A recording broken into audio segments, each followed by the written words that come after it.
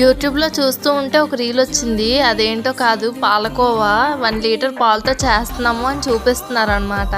నాకు అప్పుడే ఒకటి అనిపించింది, వాళ్ళు 1 లీటర్తో చేసినప్పుడు అంత కోవా వచ్చింది, అదే 10 రూపాయల పాలు ప్యాకెట్తో అయితే వస్తుందా రాదా అని చెప్పేసి స్టార్ట్ చేశాను. బాబోయ్, స్టార్ట్ చేయడం విషయం పక్కన పెడితే దాన్ని కలపడానికి ఎంత ఓపిక ఉండాలంటే ఆ ఓపిక నాలో లేదు అసలు చెప్పాలంటే.